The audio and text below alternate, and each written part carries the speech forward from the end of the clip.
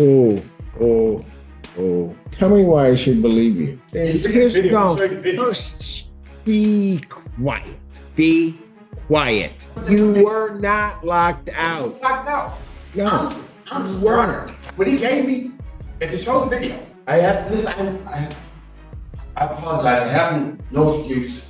You know what? I am not gonna sit here and try to overtalk you because if you keep interrupting me, you're going to be going with my bailiff. You want to know what? You keep it up. What did I tell you? You think I'm kidding? Do you think I'm kidding? This entitled idiot is back in court after trying to scam his landlord. He's claiming the landlord locked him out of his apartment. Classic excuse, right? The best part is that in his first hearing, he already got caught lying. But instead of learning his lesson, this guy doubles down like nobody remembers. And let me tell you, he cannot stop talking. Every time he opens his mouth, it just gets worse. Judge Simpson looks like he's trying not to laugh and lose his patience at the same time. Honestly, this might be one of the dumbest court performances I've seen in a long time. Let me know in the comments if you think this dude has more, or less, than 7 brain cells. Let's roll the clip and watch Judge Simpson absolutely tear him apart. Okay. I wasn't honest. I went through this with Mr. McLaughlin. I didn't when they wouldn't let me into my place. So I took the money. Both sets of money? Huh? Both sets? I took the money because I had no place to go. And I didn't know what to do. And I had medications and I was out on the street having no family and friends. And he kept pressuring me to move out so that someone else would move in. And he kept sending me emails and texts that my security deposit was going down. I really didn't know what to do. And being not able to get back to my place where my stuff is, I was scared. I truly was. And I didn't want to admit that I was afraid or something like that. You know, I thought it might make me seem like I'm weak or something like that. I found out that it makes me seem like I'm weak by not being honest. And I apologize. Please forgive me. So you voluntarily surrendered the apartment? No, I didn't surrender the apartment. No, I couldn't get back in. They had already locked the doors. I couldn't get in. They're standing there. I couldn't get in. So what are you claiming you lied about? I accepted the $400. Which $400? There's only one. Well, no. My understanding is there's two $400. That's what they're trying to say. Okay, so which $400 did you lie about? A video that they have showing him giving me $400. This video. From Mr. McLaughlin's agent? Yeah. You took that $400? Yeah, they came down the bottom of the stairs and they gave it to me. Okay. I didn't want it, you know, but... Well, hold on a second. Hold on, Mr. Daniel. So you took that $400 and that was the $400 where you agreed to surrender the unit? No, I didn't agree to surrender anything. Then why were you getting the $400? He told me, the gentleman said, "Daryl, listen, you might as well, you know, have a place to stay in."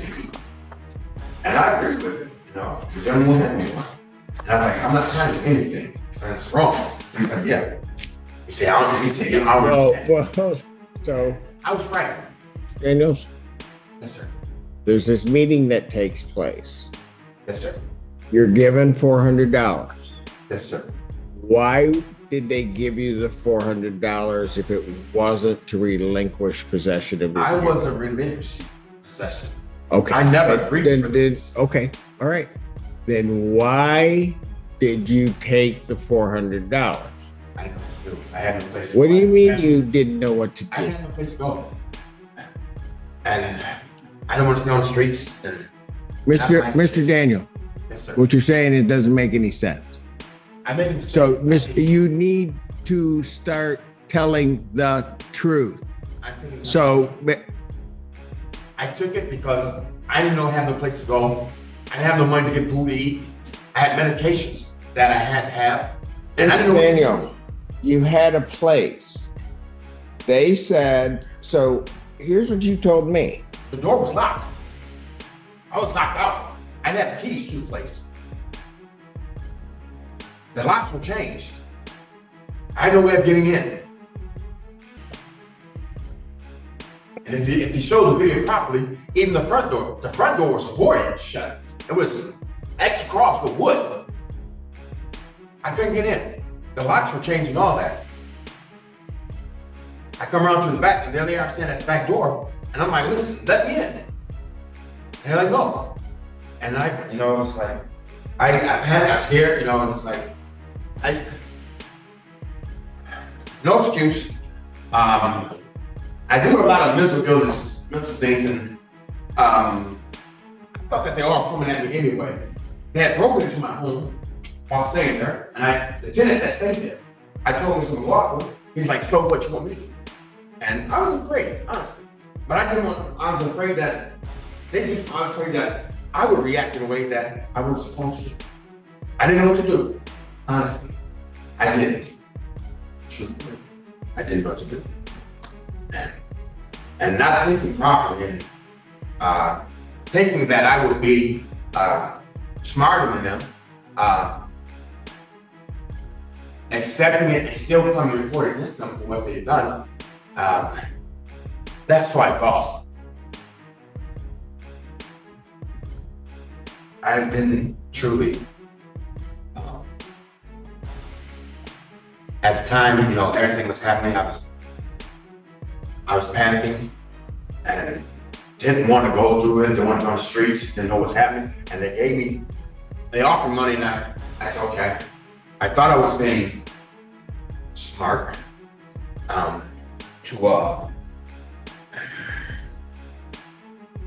apologize. I mean, this guy is literally comedy and chaos rolled into one. He cannot stop rambling. He's apologizing for lying while lying even more in the same exact sentence. Then he apologizes for interrupting while interrupting. It's like he doesn't realize his words are canceling each other out in real time. And Judge Simpson? He's just sitting there in silence, waiting for this dude to finally shut up.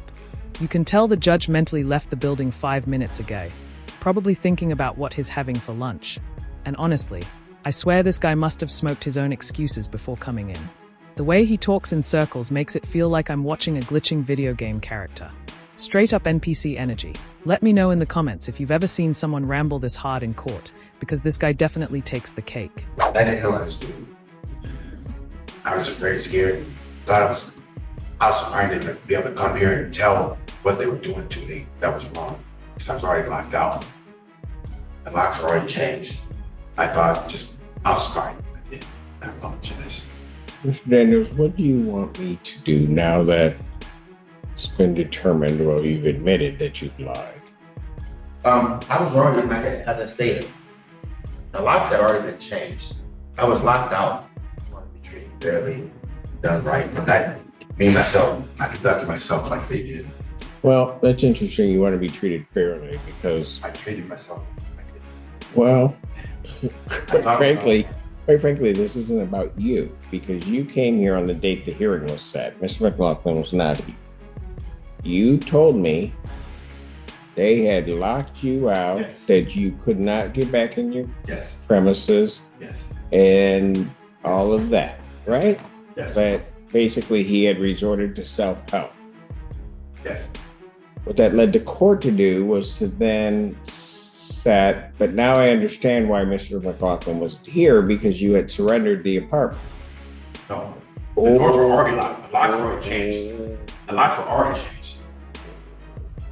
So then I show cause Mr. McLaughlin to come in. He files an answer. He files a response. Yeah. We are back here. You go and get legal services. Mr. Henry appears. Yes.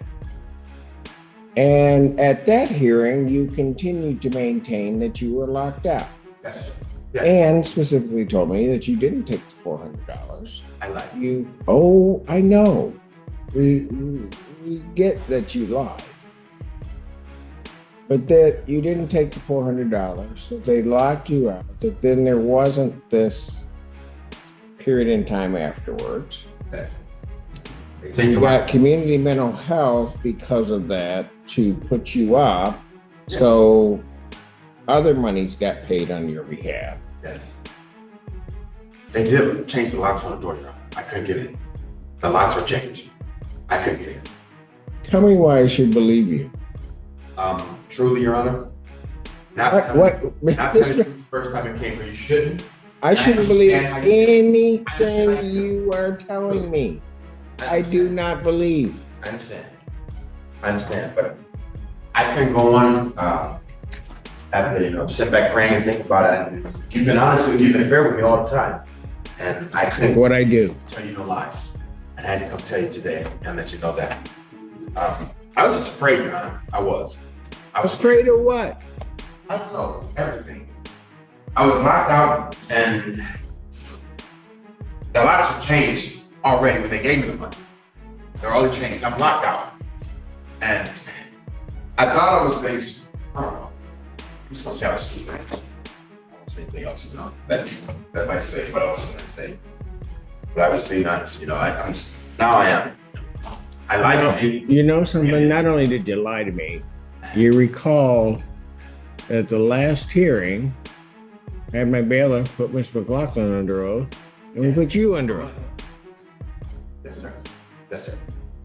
Mr. McLaughlin maintained the same story that he basically had put in his written communication and what he had said. He didn't have everything with him. He said he had a video and wanted to make sure that he could bring it next week. Mr. McLaughlin have not been honest. Oh. Listen, every time I called other people I was trying to move out of Mr. McLaughlin's place because I didn't like it there. You surrendered possession. You surrendered possession of No. the premises. No, sir. Yes, you did. No, sir. Yes, you did. That's why you took the $400. Your Honor, as I stated, the locks already changed before they gave me that. The locks already changed. I don't believe you. I know you would. That's why I have to tell you the truth. The locks are already changed. You know something, Mr. Here's Video, no. show you the video. First, be quiet. Pardon? Be quiet.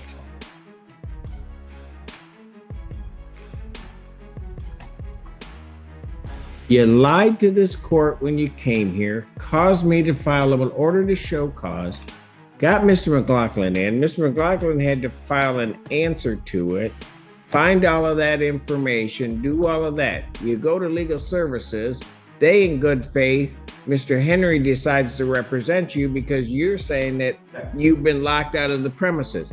We get here, for the second time that you've been here, Mr. McLaughlin was only here the one time, but we all get here, put you under oath, you give me your story, the story you give me, you lied. Now, in that same time, you are also lying to Community Mental Health, who is paying to put you up as though you had been locked out. You were not locked out. Locked out. No, Honestly, you weren't. when he gave me, and to show the video, I go up the stairs. I'm beating on the door to get in. And I said to the gentleman, now they give me $400. The locks are already changed. If that were the truth, Yeah. then why wouldn't you have told me that you got the $400? Look at his attorney right now. I mean, you don't even need words. His face says everything. Pure embarrassment. And if you didn't know, this attorney actually withdrew from the case. So at this point, he's basically just sitting there watching the train wreck unfold in real time. This guy is lying so badly, I swear I almost feel secondhand shame. You can literally see him sweating through his lies. And maybe that's why he's carrying around a towel in court. Because let's be real, when you start bringing props into court, you already lost. And the repetition? Man, it's wild. He keeps looping the same lines over and over like an NPC glitching out. The truth is simple. He moved out. He took the $400, probably twice, and that was it. But instead, he's trying to get slick and spin it like he was wrongfully locked out. Like, bro, you don't get paid every time you show up in court. This isn't a hustle. This is you wasting everyone's time. And at some point, you just got to take the L. Watching him refuse to do that. Painful. But also, absolutely hilarious. I had a place to go. Why would you? I apologize. I have no excuse. I have no excuse. Your story Your story keeps changing. I was telling what I said. And I had medication stuff that I didn't have. And I had no place to go. I had no family or friends. That's what I was saying. I had no place to go. As he shows the video, the door's already locked. The locks already changed. They've already changed the locks. The locks are already changed. And that gentleman come down and give me $400. The locks are already changed on the door. I couldn't get in. Good, you tell me everything you want to tell me. That's all I Because I don't want you to ever say I didn't give you a chance to tell me. told you everything. The locks were already changed on the door. When he came down, he gave me the $400, sir. And I don't believe And you. I took it. And I don't believe you. I think that what happened here is you took the $400, voluntarily moved, which also then makes sense with what Mr. McLaughlin was saying and what he has in writing, that he agreed. You know what? I am not going to sit here and try to overtalk you, because if you keep interrupting me, you're going to be going with my bailiff. Am I clear? I'm not in an aggressive position. I'm not being mean. So, I'll leave it if you want me to.